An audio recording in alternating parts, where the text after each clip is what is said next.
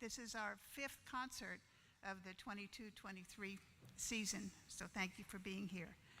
I would like to give a couple of thank yous before we start.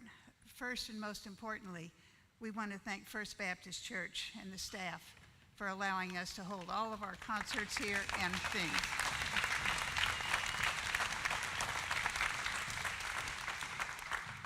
I would also like to thank our band board and the several members who have designed our posters and programs and advertised our concerts. Would y'all please stand?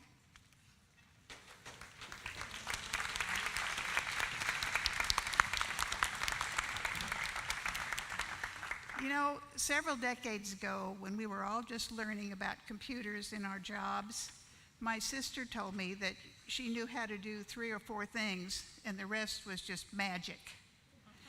And that's the way I feel about the guys who do our live streaming and recording. And I want to thank Jesse, Mark, and Nathan for doing that. Thank you so much, guys. This is the 33rd year that our band has been giving free concerts in the community.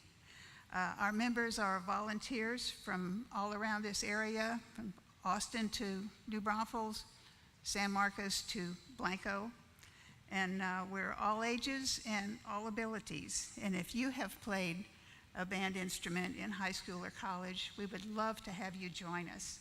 So please get in touch with us either here or from the website of our band. All our efforts to furnish concerts in this area have been made possible by donations from organizations in the community, such as the Wimberley Lions Club and the Wimberley Civic Club, and from people like you who appreciate our music. Our donations enable us to buy music and equipment, and just like everything else in the world, both of these things are going up in price. On the back of your program, there is a form you can fill out and mail in your contribution. In addition, we accept PayPal and credit card donations on our website, and there is a QR code in the program. And of course, cash is always welcome. So if you want to donate in that way, we have baskets in the back. We are a 501c3 organization, which means your contributions are tax deductible. Thank you and members of the community for supporting us. Our next concert will be the annual Community Independence Day celebration in conjunction with the Wimberley Community Chorus. The concert will be here at First Baptist Church at 3 p.m. on July 4th. Now I would like to introduce Dr. Manuel Arambla and the Hill Country Community Band. We begin all our concerts with the national anthem. So would you please stand if you're able? Thank you.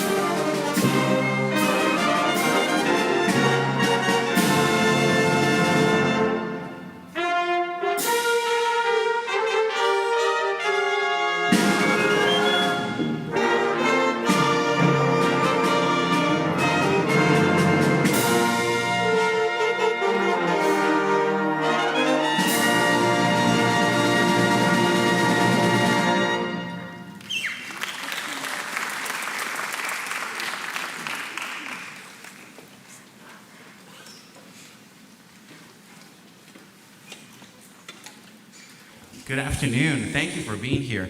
So today we have what's called a Chop Buster concert. Chop Buster. For the musicians, they won't have us any lips lift after this concert, but that's okay. It's all for the sake of music and good memories and the importance of performing and things like that. And so today's concert is called Classical Contemporary Dances. And so all the pieces that we have programmed for today are based on dances, or at some point, like we'll see later in the program, was a dance at some point. People used to dance. So humans, we love to dance. Some are better than others. But there's always some rhythmic pulse that we have in our bodies that we just can't help to tap or move our fingers or move our entire bodies to dance. So since the inception of time and humanity, we've always, as a species, we've loved to dance. So I think dance is a good topic to, it's a good subject to program a concert around.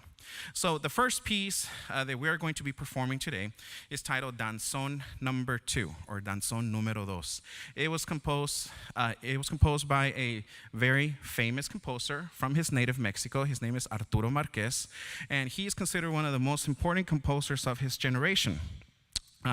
This piece specifically was commissioned by the National University of Mexico, which is the UNAM, the Universidad Autónoma Nacional de Mexico. And so it was commissioned by them, and it was premiered in 1994 by the symphony of that organization. Ever since then, slowly but surely, it has gained so much popularity, so much fame, and in 2007, Gustavo Dudamel and the Simón Bolívar Youth Symphony took it around the world on their tour. So if you go on YouTube and see that performance, and there's just so much energy, and young people perform with so much fervor and energy and passion. So take a look at it. It's such a great performance. I really think you're going to enjoy this performance. This arrangement was done by Oliver Nickel for the concert band, and I'm very happy and proud to collaborate with the co-choir director at Kenyon High School, Mrs. Carla Cruz, which is going to be helping us out on piano because this piece requires a piano. So Mrs. Carla Cruz, thank you so much.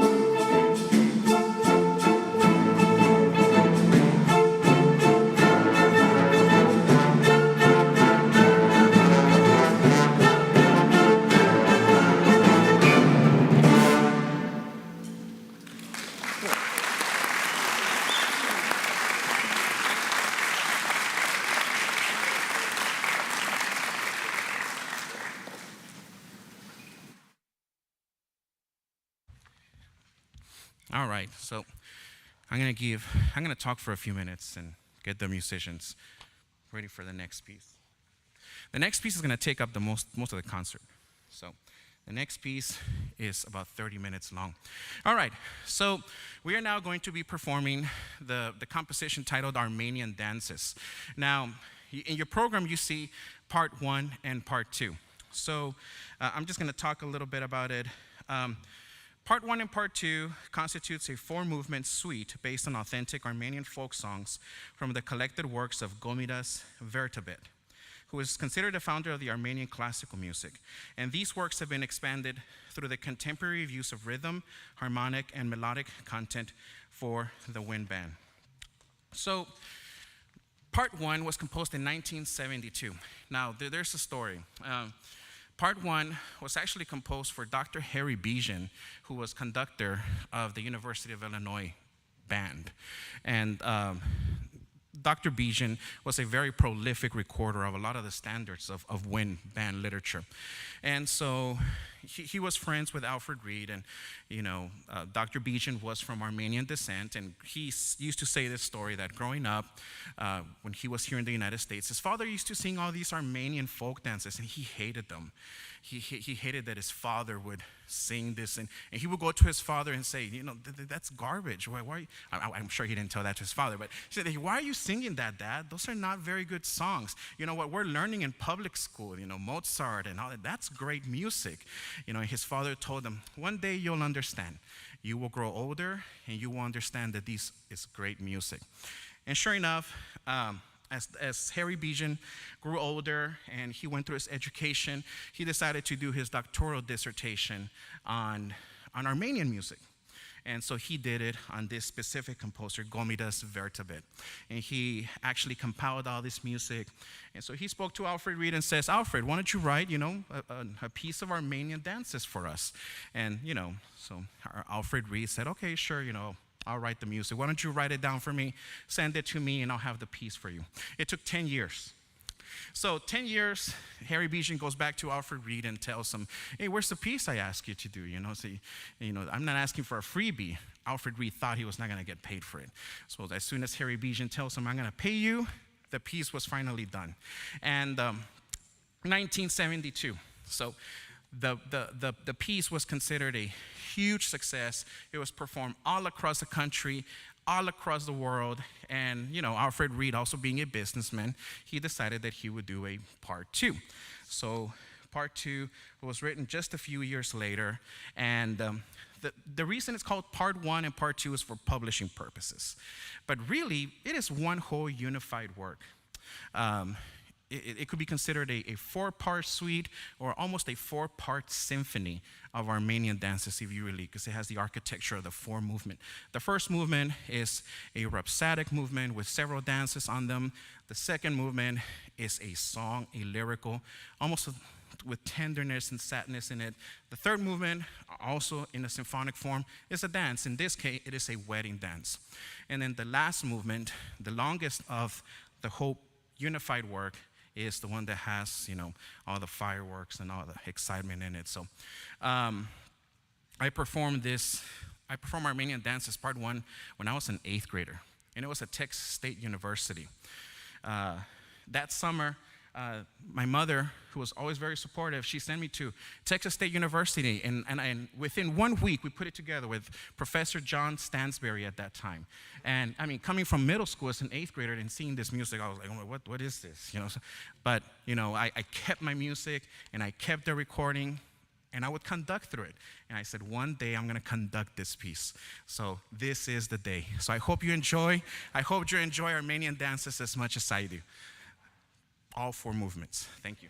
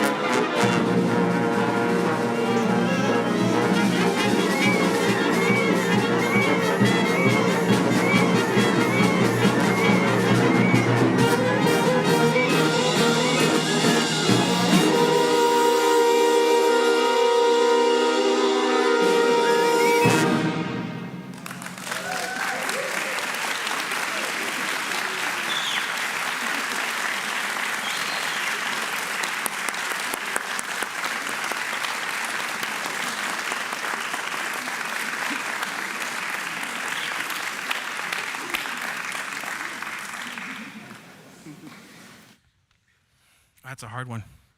That's a hard one, yeah. So, gosh, sorry, let me catch my breath. Well, this is for the band. Band, thank you so much for all your work. I mean, this season, particularly one section, the clarinet section, you know, going from Lincoln. Yeah, let's give it, please. Big round of applause to the clarinet section. They always get all, very heavy parts, and, they have sectionals, they meet before rehearsal, and sometimes I'm not the very nice person, but, thank you all so much. I mean, everything from Lincolnshire Posey to Carmina Burana to Pineapple Pole to Armenian dances. I mean, I wish we could add up all those notes, and I'm sure we would almost get up to like 500,000 notes. So congratulations, and thank you so much. All right, we are now going to close with the Washington Post March. Now, this is one of John Philip Sousa's most famous marches, and it was actually a dance. Like, it caught on, and people would dance to it, but there's actually a story behind it. During the 1880s, the Washington Post, which is at that time was a journal, now it's the news media, right? Sponsored an essay contest for school children. They asked Sousa, who was then the leader of the Marine Band, to compose a march for the award ceremony. The ceremony was held in the Smithsonian grounds on June 15, 1889, and President Harrison and other dignitaries were among the huge crowd. When the new march was played, it was enthusiastically received and immediately became very popular in Washington and really around the world. Because it was well suited to this two-step dance, it replaced the waltz as a popular dance and became famous abroad as well as home. In some European countries, all two steps were called the Washington Posts. Today, a life-sized color portrait of Sousa in his Scarlet Marine Band uniform hangs in the John Philip Sousa Community Room of the Washington Post building. So John Philip is there as well. So I went to Texas Tech, by the way. Did anybody go to Texas Tech? So if you go to Texas Tech, in front of the old building, there's a plaque, and it says, John Philip Sousa and his band perform in this very same spot. So yes, Texas Tech, and John Philip Sousa was right there, which I did my doctoral work on. So yeah, thank you all so much. I hope to see all of you in the 4th of July performance, and thank you all so much for being here. Thank you.